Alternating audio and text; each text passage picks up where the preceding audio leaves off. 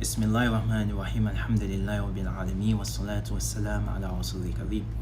Ọpẹ́ ni fọ́lọ́run Allah, Rabbul Izza wa Jalal, ọba tí ó tóbi jùlọ, ọba tí ọlá ìga jùlọ, ọba oníkẹ́ jùlọ, ọba aláàánú jùlọ, ọba tí ó dá wa ní ọmọ ẹ̀dá ènìyàn ní pípé, tó wá tán wa sójú ọ̀nà Islam.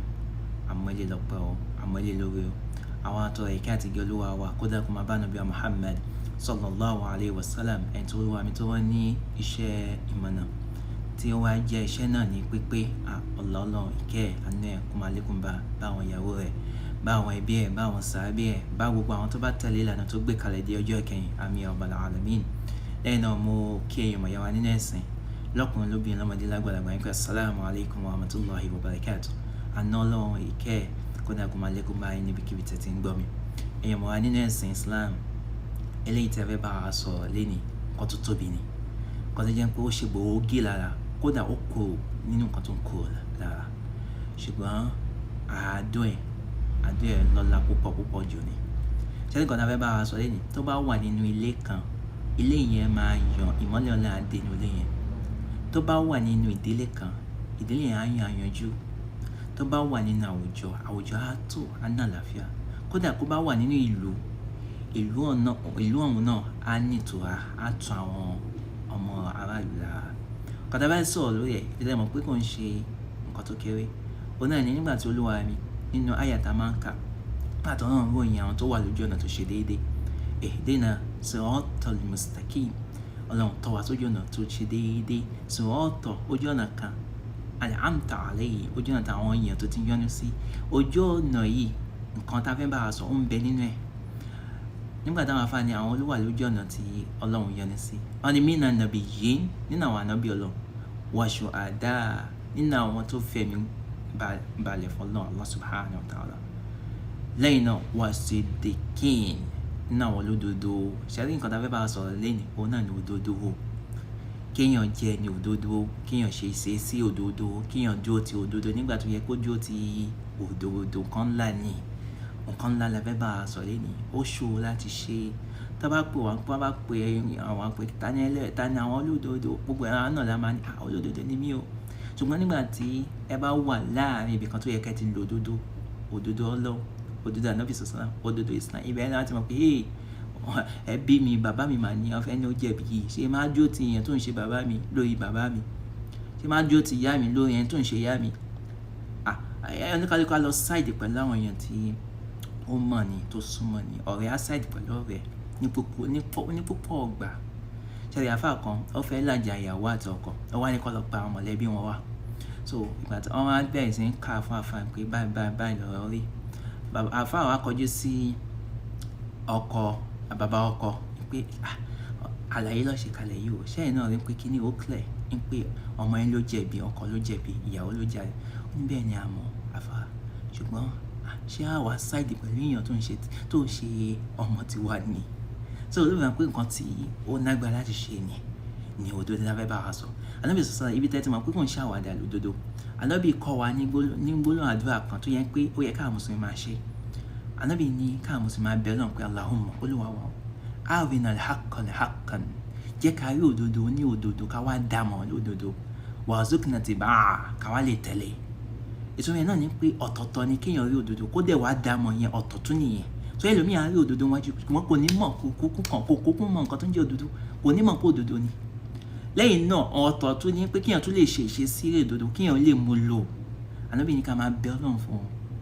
Wa arina al-batila batil, Olúwa jẹ́ ká dá irọ́ mọ̀ ní irọ́. Lẹ́yìn náà warzuqna ijtinaba, ká wá lè jìnnà sí. Sọ̀rọ̀ náà ni pé irọ́ number one, èèyàn tó wá jìnnà sí irọ́ tó dámọ̀ ní irọ́ yẹn nǹkan ńlá ni. Tó ń pé kò kọ́mọ̀ àwùjọ táwa yìí, social láwùjọ wa ní ìlú wa, nǹkan tí gbogbo àná mọ̀ pé ó bàlújẹ́ náà ní pé kò sódodo mọ́, olórí ò sọ òdodo. Àwọn tó tún jẹ́ rúrọ̀ kíkà olórí náà ò sọ òdodo, ṣùgbọ́n wò pé olórí wa rèé, á wá sọ̀rọ̀ níbi tó olórí wa wà, á wá sọ̀rọ̀ níbi tí ọ̀rọ̀ lọ ẹnu kọ́ àwọn àgbàlagbà ṣùgbọ́n ẹ wá wà bọ̀ sí ọmọ ẹ̀dá ènìyàn tó bá wà níwájú adájọ́ tí adájọ́ ń lo constitution law ilé ayé tí àwọn ọ̀rọ̀ fúnra wọn, á wá káwọ́ kò. Ọmọdé ló ń dájọ́, àgbàlagbà ló ń káwọ́ kò lẹ́yìn.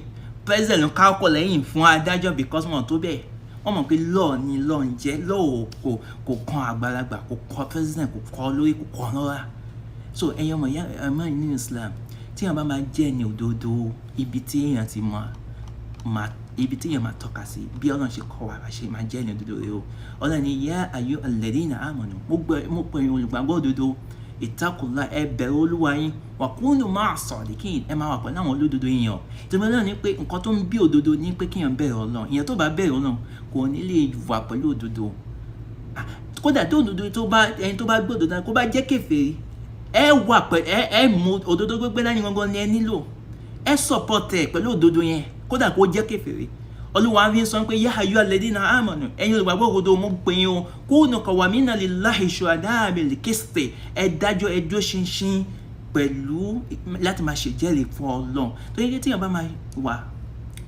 tó máa wà pẹ̀lú àwọn olódodo èèyàn á gbọ́dọ̀ mọ nǹkan mẹ́ta yìí ó ṣe pàtàkì ó náà ní pé Ọlọ́run ẹ̀ tó dáa ló gbọ́dọ̀ dúró tì Ọlọ́run ní ká máa sọ òdodo òdodo tí mo fẹ́ lọ jẹ ṣe ìjẹ́rìí ṣé òdodo máa sọ mí ẹ̀ àbí wọ́n wò pé bàbá mi rè o ìyá mi rè o àwọn ẹni tèmi rè o èèyàn níwó bẹ́ẹ̀ èèyàn wọ Ọlọ́run lẹ́yìn náà allegiance ẹ̀ á wà pẹ̀lú ànábì Muhammad kí ànábì sọ́sọ́nà sọ lẹ́yìn náà Islam ad-dinul haq lọ́nà pé ẹni tó rán Islam wá òdodo ẹni tó fi rán ẹni òdodo ibi nǹkan tó wá fi rán òdodo dinul Islam nǹkan mẹ́ta èèyàn máa gbé síwájú Ọlọ́run fi ní pé wala yajrimannakum shana'anu qawmin ala ta'dilun ẹ má jẹ́ kí ìkórè àwọn kan mú yín kẹ́ má ṣe déédéé o ihdilu ẹ ṣe déédéé o huwa aqrabu lit-taqwa eléyìí ló súnmọ́ ìbẹ̀rù Ọlọ́run Allah subhanahu wa ta'ala torí pé ṣẹ́rí òdodo tá à ń sọ yìí Ọlọ́run ni kódà kó walau ala anfusikum ibi tẹ́tí fẹ́ lọ ṣe ìjẹ́rìí òdodo kódà tó bá jẹ́ kó máa bùn yín kù bóyá máa takọ ara yín bóyá ó máa jẹ́ ní àjẹfẹ́kùn ojú àtìn Ọlọ́run ní òdodo náà ní kẹ́ ṣiṣẹ́ ń bẹ́ẹ̀ àwọn ìwà lìdẹ́ yìí kódà tí ó jẹ́ pé àwọn òbí ló jẹ̀bi ẹ wá lọ sọ fún pé àwọn òbí wọn lọ́jọ́ jàlè Ọlọ́run ní ẹ má ṣe bẹ́ẹ̀ kódà kó jẹ́ àwọn òbí ẹ takò wọ́n níbi tó òdodo bá wà o wà aqrabina àwọn mọ̀lẹ́bí ẹ takò wọ́n níbi tó òdodo ní kẹ́yìn bá lọ o ẹ má báyàn lọ torí emotion ẹ báyàn lọ pẹ̀lú òdodo Ọlọ́run kí ló ń jẹ́ òdodo nǹkan t'Ọlọ́run sọ nǹkan tí Ànábì sọ nǹkan tí ṣàríà Islam mú wá yakuna ganiyyan aw faqiran kódà kó jẹ́ olówó ní onítọ̀hún pé tí bá lọ sọ òdodo fún wọn kò ní máa ní fún mi ní sálárì mi mọ́ kò ní fún mi lówó mọ́ ẹ mọ̀ pé níyẹn ló ba system wa jẹ́ nílùú wa torí pé àwọn èèyàn ọlọ́lá ló fẹ́ lọ sọ pé nǹkan tó ń ṣe yìí kò wà òkè nínú ẹ̀sìn máa wo bí ẹ dákẹ́ yẹn ló kó bá wa nílẹ̀ wa ṣé àwọn funfun ibi tí òdodo wọn dé nínú pé wọ́n fẹ́ máa tó bá fẹ́ ṣe ìṣesí wọ́n ṣe ìṣesí òdodo because àwọn ò ní báyìí wọ́n pé ẹnìkan ó náwó wọ́n á gbé lọ sí kíní ni àwọn ò ní báyìí wọ́n pé àgbàlagbà nìkan gbogbo everybody ọmọ pé constitution la máa tẹ̀lé àní tẹ̀lé emotion but nílùú wa àwọn kàbá àwọn àgbàlagbà àwọn kíní so ló fi bá pé system wa ò dáa torí pé kò sí òdodo mọ́ Allah subhanahu wa ta'ala nígbà tí ó sọ̀rọ̀ nípa òdodo yìí fún wa Ọlọ́run tún wá sọ fún wa pé wala talbisul haqqa bil batil wa taktumuna al haqqa wa antum ta'lamun ṣé ẹ máa mú ẹ má fi irọ́ bò òdodo mọ́lẹ̀ torí pé ibi tó òdodo bá wà ní púpọ̀ ọgbà ìwọlẹ̀ kan ló máa jó gbogbo àwọn èèyàn tó bá mọ̀ yẹn á kọ̀yìn sí yín àsìnà pé o wà lórí òdodo yẹn jó tí àwọn èèyàn á takò ẹ àwọn èèyàn á tàbùkùn ẹ wá nígbà táwọn òbí sọ̀sán mú òdodo bá wọn èèyàn rí lọ́mọ àná bí èsì tẹ́lẹ̀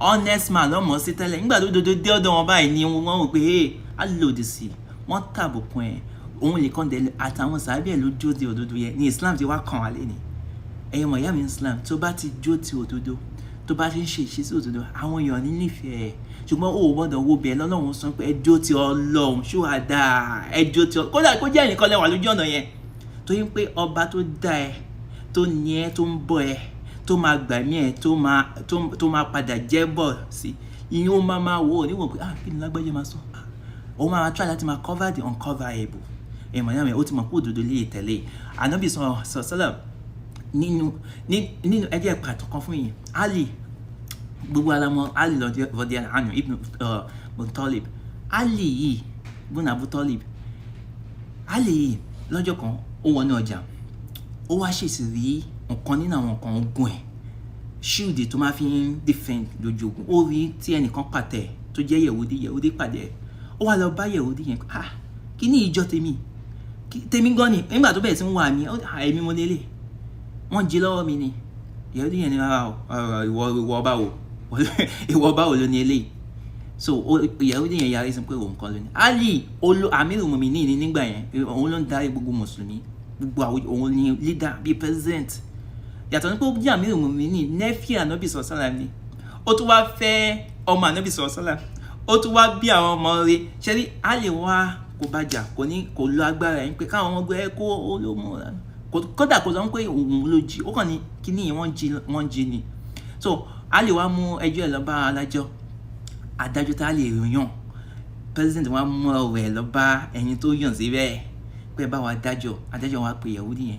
Ali wá jó, Yẹ̀húdí náà wá jó sí ẹ̀gbẹ́. President àti ọmọ ìlú tó ní ìtumọ̀ nínú ìlú á jó papọ̀. Wọ́n wá fèsì adájọ́ ní pé ó mọ̀ pé Ali ló yàn òun, Ali lórí mùsùlùmí. Ali ni ẹni tó kọ́kọ́ wọnú Islam gẹ́gẹ́ bí nǹkan táwọn afáà mi sọ. Òun ló kọ́kọ́ gba Islam. Ó jẹ ogun púpọ̀ pẹ̀lú Ànábì sallallahu. Ó tún wá jẹ́ mọ̀lẹ́bí Ànábì sallallahu. Ó tún wá bímọ tí Ànábì sallallahu nípa àwọn ọmọ Hassan àti Hussein tó máa darí àwọn ọ̀dọ́ ní àìjọ náà. Ó tún wá fi ọmọ Ànábì sallallahu tó máa jẹ́ Queen Fatima ní àìjọ náà. La ilaha illallah. So adájọ́ ìwò yẹn, adájọ́ yẹn wá rò pé ẹjọ́ rẹ̀ o, Ali kí ni ẹ̀rí ẹ̀? Ali ọ̀dẹ̀lá ní ẹ̀rí mi kan nìkan ni mo ní, òun náà ní pé ọmọ mi Hassan ó mọ̀ pé ìmọ̀ ní. Adájọ́ ní ṣé o ní ẹ̀rí mi? Ó ní òun ní ẹ̀rí mi. Adájọ́ wa ní ok, tọ́rọ̀ bá rí báyìí, Yẹ̀húdí ló jàre, ìwọ ló jẹ̀bi, because a lè fi ọmọ tó bí ọmọ ẹ̀, a lè fi ṣẹ̀rí, kò lè wọlé ọmọ ẹ̀ ni. Bí adájọ́ ṣe sọ báyìí, a lè ó pẹ̀yìn ṣe ó dojú pé ẹ̀yọ̀ ń lọ ti ẹni jẹ́jẹ́ lè kó bá jà. Ẹ mọ̀ pé lórí ẹ̀mí nǹkan tó dá lójú pò ló ní, ó rí gbogbo àmì tó ṣe sí lórí ẹ̀mí. Ó yẹ ẹ̀yìn àmì ẹgbẹ́ adájọ́ pẹ̀lú kíní. Ali ò ṣe bẹ́ẹ̀, ó yẹ para ẹ̀. Àwọn sàhábà Ànábì àwọn tó ń yẹ para wọn ni wọ́n mọ̀ pé èdèlù ó wà àkọ́bùrẹ̀ taqwa, ó ti dájọ́ eléyìí ní nǹkan tó ṣe déédéé. Ọlọ́run ní pé ẹ ṣe déédéé o, tó ń pè déédéé yẹn ló máa gbé yín súnmọ́ Ọlọ́run Allah subhanahu wa ta'ala. Ẹ̀mọ̀ ìyá mi, bí Ali ṣe ń dojú padà sẹ́yìn tó ní kó máa lọ láì ní Yẹ̀húdí nínú kan pé ashhadu an la ilaha illallah wa ashhadu anna Muhammadan abduhu wa rasuluhu. Lẹ́yìn mo gba Islam o, mo wọ ní Islam tọwọ́ tẹsẹ̀. Kí ni ìdí? tó ń pé Ali ló lórí, ìwọ tó yàn síbẹ̀ ló wá dájọ́ lórí ẹ̀, ó tún wá dájọ́ kíní fún pé kò nẹ́rìí. Ó dẹ̀ mọ̀ pé Ali ò lè parọ́, èèyàn tó gbẹ́sìn Islam lárugẹ. Ó tún wá takò, Ali ò tún wá takò ẹ̀ lórí yẹn, ó tún eléyìí ó ṣe mọ̀. Ṣẹ̀rí ibi tó òdodo bá wà, ibi tí tẹ bá ṣe òdodo pẹ̀lú Ọlọ́run, tẹ ṣe pẹ̀lú ẹ̀sìn Ọlọ́run, tẹ gbọ́nà síwájú, nǹkan á tún wà, nǹkan á ríyànjú. Ìdí táwọn èèyàn fi fẹ́ máa ṣe òdodo náà ni pé àwọn pé nǹkan tá a ṣe ń ṣe bọ̀ tẹ́lẹ̀ ẹlòmíì ò lè filẹ̀. Àwa sọ òdodo pé kò lè kó rí báyìí. Let's look in the past. Àwọn bàbá wa lọ sí ń ṣe bọ̀ ẹ wá ní ká wá ṣe ń jẹ. Ẹ dákun. So ìdí tí society ò fi tò náà ni pé àwọn èèyàn ò fẹ́ changes. Nígbà míì changes ọ̀nà méjì ló mi wá. Either kí èèyàn lo forceful way or kí èèyàn rọ̀ fún wọn. Èèyàn wá study àwùjọ pé àwọn ilé tí bá rọ̀ fún changes tí mo fẹ́ make kò ní ṣiṣẹ́. Fún àwọn ilé tí bá ń ṣe kíní changes ẹ máa dé. Nígbà tí Ànábì sọ̀sán, nígbà tó wọnú Mẹ́kà táwọn Mẹ́kà fẹ́ ní àwọn fẹ́ kọjú ti Ànábì, Ọlọ́run ẹ kọ́kọ́ rọ̀ fún wọn. Lẹ́yìn náà ẹ wọlé. La ilaha illallah. Ẹ̀yẹ̀mọ̀ ìyá mi ní Islam, ẹ jẹ́ àjọ ti òdodo. Níbikíbi tá bá wà, nínú ilé wa ni, nínú ìta ni, ẹ má jà torí pé àwọn èèyàn wa àmàṣekà wá jó ti rọ́. Ọlọ́run máa account fún wọn. Ọlọ́run Allah subhanahu wa ta'ala ó sọ nínú àyà tí màá fi parí, inna Allaha ya'murukum, Ọlọ́run ní kó ń pàṣẹ dáadáa fún yín, an tu'adduna amanati ila ahliha, ẹ fún àwọn ẹlẹ́tọ̀ ní ẹ̀tọ́ wọn, wa idha hakamtum bayna an-nas, ẹ dájọ́ pẹ̀lú láàrin àwọn èèyàn, an tahkumu bil-'adli, pẹ̀lú déédéé ni o, inna Allaha ni'ma ya'idukum bihi, déédéé tí mo pàṣẹ fún yín, àánú ni mo ní sí yín, mo fi ní kẹ́ máa ṣe déédéé. Tí oníkálukú bá ṣe déédéé, nǹkan máa bàjẹ́. Inna Allaha kana sami'an basira, Ọlọ́run gbọ́, Ọlọ́run rí gbogbo nǹkan tá à ń ṣe. Allahumma arina al-haqqa al-haqqa warzuqna ittiba'ahu وأرنا باطلا باطلا وارزقنا اجتنابه. آمين يا رب العالمين. سبحانك وبحمدك ونشهد أن لا إله إلا أنت واستغفرك وأتوب إليك. الحمد لله رب العالمين.